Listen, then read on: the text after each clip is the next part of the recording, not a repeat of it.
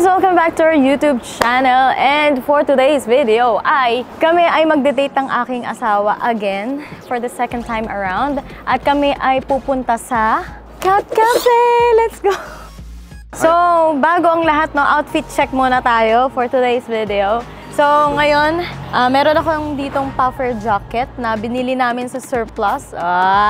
Tapos, ito, yung aking turtleneck ay from Shein. Tapos ito, from Ukay. Ukay sa Sunshine Mall. Tapos this one ay from Shein. And then, syempre, ang aking H&M, yung aking socks. Tapos, yung aking shoes ay from 100%. So, ito din pala. May bag din pala ako dito, no? Actually, bag to guys si Kevin. Hiniram ko lang kasi sabi ko parang mas maraming akong malalagay kaysa dun sa maliit ko na pouch. Tapos ngayon, nabili din to guys sa Ukay. So, di ba? Puro Ukay kami. Siyempre, hindi lang ako mag-outfit check. Yung aking asawa din. Go! Huy! Outfit check! Oh, wow! Ukay. Talaga? Ukay pala to? Ukay. Ay, talaga? Lahat yan Ukay? Okay. So, from Dudut, dapat magtipid-tipid din. Yes, sa travel correct. ka, mapapagastos ka. Correct. Tsaka guys, yung iba naming suot dito na mix and match na namin. So, hindi nyo lang siya mapapansin. Or kung napapansin nyo, okay lang. Yung navigator mo ngayon. Ayan. So, ang aking navigator, again, for the second time around, ay ang aking asawa. Pero ito, hindi to Dotonbori. Dito yun papunta. Pwede rin. Kasi labas mo din dyan, Dotonbori. Ang galing. Nalilito pa rin ako, guys. Kaya siguro ako nalilito. Kunyari, may Family Mart dito sa harapan. Tapos may Family Mart na naman sa likod. So, parang nalilito-lito yung utak ko. Hindi, totoo. Hindi talaga yun yung aking talent. Wala talaga akong talent sa special skills ba yung tawag doon. Yung for directions. So, nung nakaraang araw guys ay panggabi. Ngayon ako yung pang-umaga. Shoutout pala sa aking butihing asawa kahit katabi ko lang, no? Dahil pinahiram niya ako ng napakabigat niyang camera. Bigatin, ang ganda ng quality. Pero mabigat din talaga siya pag dinala. At mabigat din yung gastos. Kaya kailangan hawakan ko itong maigi. Mga mabitawan, patay tayo. Tara, lakad muna tayo.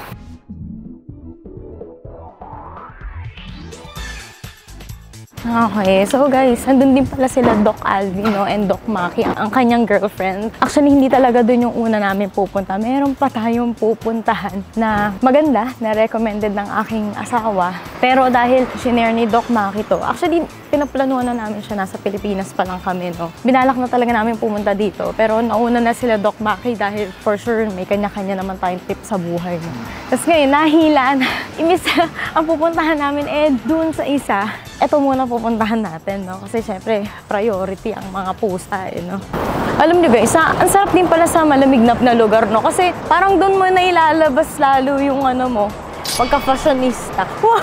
Fashionista yan! Hindi. Kasi guys, sa totoo lang sa Pilipinas, medyo tamad akong pumorma. Gawa ng mainit yung panahon. So parang, t-shirt o kaya, alam mo yun, sobrang dali lang sobrang dali lang pumorma. Dito, mag-iisip ka talaga kung ano yung mga imamachi-machi mo. Gets?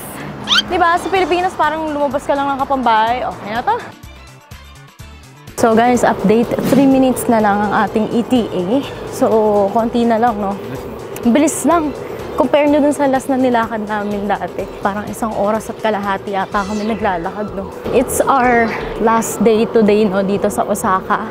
Dahil bukas, tayo ay magbubullet train na pupunta ng Tokyo. So, mamimiss ko tong lugar na to. Kasi kahit papaano, parang na-attach na ako ng konti.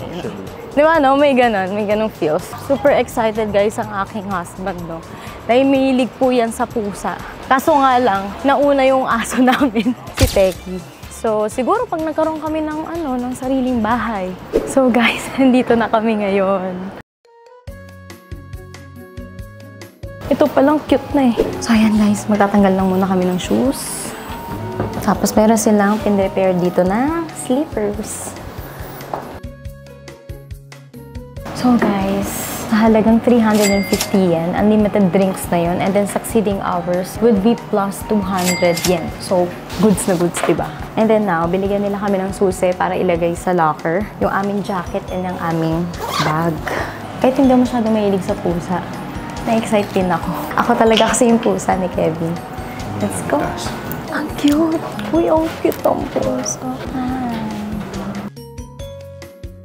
Hala, ang gaganda ng pusa dito. Yung pusa kasi sa Pilipinas, normal lang. Dito. Diba, ayun, no? Ang cute. Nope. Ayaw sa'yo. So guys, bawal kasi hawakan yung mga pusa. Pero meron silang binigay na parang stick lang and parang furry stick lang. So, yun lang yung pwede natin gamitin para mahawakan natin sila. Pero siguro pag nahawakan mo sila at your own expense siguro talaga. Okay. So guys, pwede daw palang hawakan. Bawal lang kargahin yung pala. Try nga. Ay, ang ganda naman ng balahibo nito. Ang ganda naman ng kulay nito. Di ba sabi mo kapag itim yung pusa, mas matapang sila? Tama ba? Depende sa lahi. Eh, yung mga ganyan. Parang zebra yung itsura. Parang matapang yan. Medyo makulit yan. Makulit, pero hindi naman siya nangangal mo. Nangangal po. Ano? Kuha na tayong kape. Mas importante sa akin yung pusa kaysa sa kape. So guys, alam niyo na kung ano ang kahinaan ni Kevin. Hey guys, we're back. Ayan na. Ang cute naman ng mga experience naman. Hi. Gano'n. Gusto niya yung ganyan. Okay. Sobrang spoiled, oh. Kasi... Hello! Ay, ikaw din. Okay. Kulit ako. So, ayun guys. Kahit hindi ako sobrang mahilig sa pusa, parang nag-change na yung heart ko. Charis. Hello. Curious ka, no? So guys, nakikinig siya sa sinasabi ko. Sabi niya parang ibang ano yun ibang lahi yun Parang hindi ko naintindihan yung lengguwahe yun Hi. So guys, magpapakain kami ngayon ng mga pusa. May candy sila dito parang treat. Gusto ko mapakain. Ay, magpakain na ng pusa. Okay.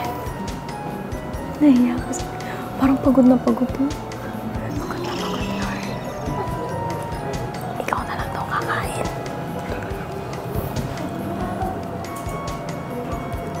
Gusto niya. Ayan. I love you agad. Maingit yung isa. Parang inaantok-antok ka pa. So guys, ang tagal ni Kevin. Siguro mga 10 minutes na ako nag-aantay dito. Kung alam ko lang nasa loob na lang din sana ako nag-antay, no? Sabi niya, magsi-CR lang daw siya. So, parang hindi lang Bibi yung ginawa niya. Masyado nang sarapan dito sa stay dito sa Japan. So lahat talaga ng CR na mapuntahan, talagang nagtatanim guys.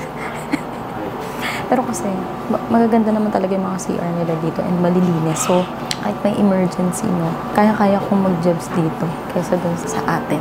So checking out na kami guys. And so umabot kami ng 4,840 yen. Nag-plus 500 kami dahil dun sa pinakain namin dun sa pusa.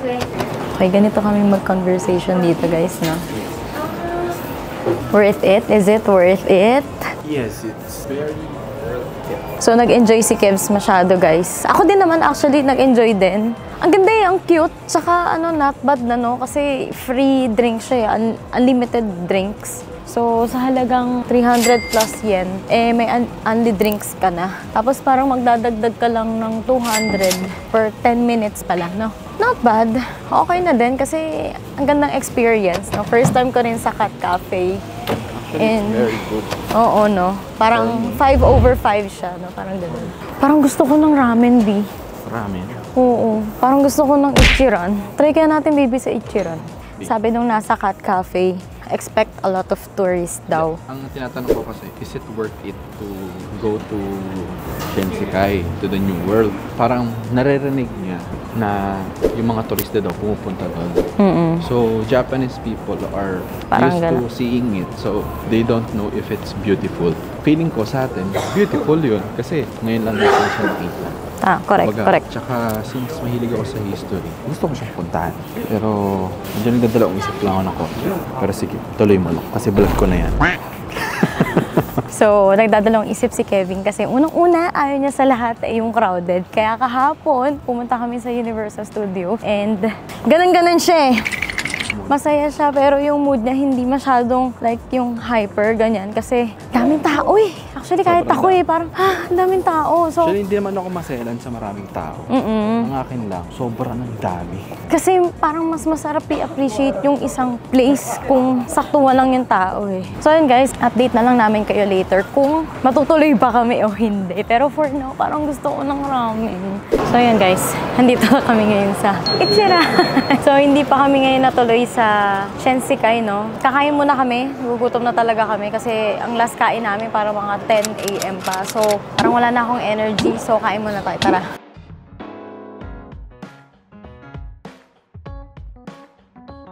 So usually guys, bago tayo maka-order is kailangan nating i-order in advance. So ganyan siya. So lagay ka muna ng pera. Tapos ako okay na ako dito. Goods na ako dito. Baka ito yung enter. Ito ba yung enter? Ito, diba? Yata. Nanguhula lang. Baka yan. Ayun, yung pala. So nanunukli na rin sila dito guys. Ayan. Tapos ang waiting time na sinabi sa atin ni ate kanina is 30 to 40 minutes. Mas maikli na siya compare nung last time na nandito sila bossing.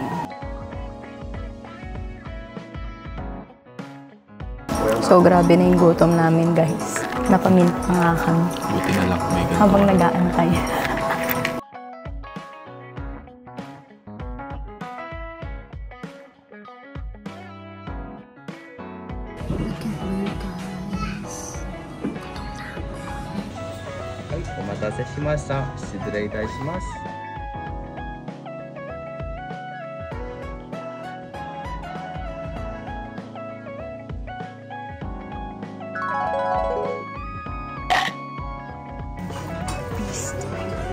Pausa. Ako meron pa konting sabaw, pero konti na lang. Busog na ako Sobrang goods guys, ang sarap. So yan guys, tapos na tayong kumain. And ang sarap no, rate from 1 to 10 and then 10 is the highest. I would say 10 over 10. Sarap. Sarap talaga. Pasensya na kayo guys kung medyo nag-low quality tayo kanina kasi may kita nyo dun kayo, may nakapaskill dun, bawal yung mag-video sa loob ng ating kinakainan. Pero pag cellphone, okay lang. Kaya medyo low quality. Anyway, balik tayo dun sa review, no? I-rate ko siya ng 15. Wow, Yan ang grabe susahan ka sa naman yun. I'm a fan of ramen, no? Fan na fan ako ng ramen. And alam mo naman yan, kapag nagustuhan ko yung ramen, ibig sabihin sobrang gusto ko. Oo. Tapos parang sa Manila, may mga ramen ako hindi nagugustuhan. Like yung mga trip yung ramen na iba. Hindi ko trip, di ba? Ako din meron din ako mga trip sa Pinas na hindi ko talaga trip. So, pero meron din sa Pilipinas na nagugustuhan ko. Which is, ikaw lang? Nagugustuhan namin. Well, ako lang sa ano ko lang, sa opinion ko lang. Medyo Hala! Andito yung friends namin. Uy, grabe. Grabe, na-miss ko kayo. Thank you, guys. Ingat kayo. Bye-bye. So, ayun, guys. Nagkakitaan tayo, no, nila Pat-Pat. Ano ba tawag doon? Multiverse, no? Nag-multiverse. Nakalimutan niya kasing Pinoy siya. Naghahapon-hapon na siya dyan. Pinoy ka, B. Bakit? Pinoy. Sorry. Anyway, kung i-compare nga yung ramen doon sa Pilipinas, meron tayong isang ramenan dyan sa Pilipinas na halos kasing lasa. Pero hindi sila exactly the same. Halos lang. Hindi, ano yung ramen na yan sa Pilipinas?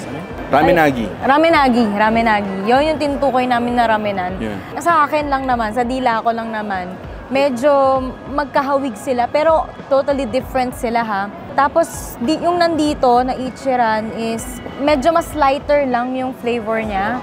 Basta may iba siyang lasa na masarap. Tapos yung sa Pilipinas naman, parang feeling ko mas rich yung flavor niya. And mas mura dito guys. 1,650 yen.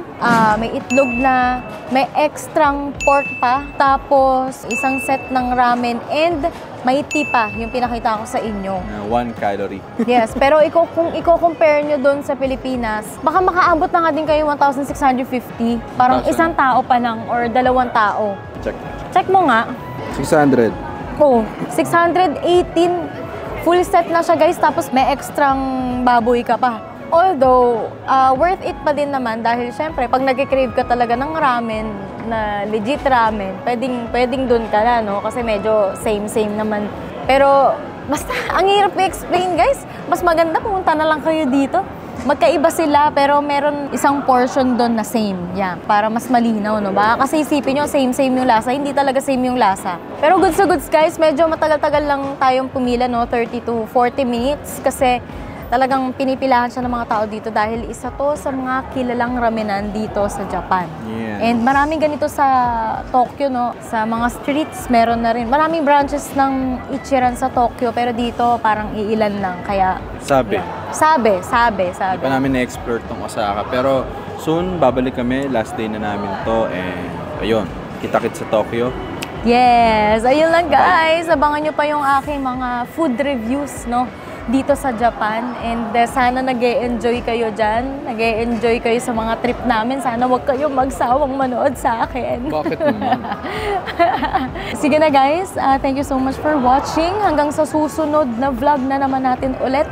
And see you on our next Japan vlog. Bye! Bye.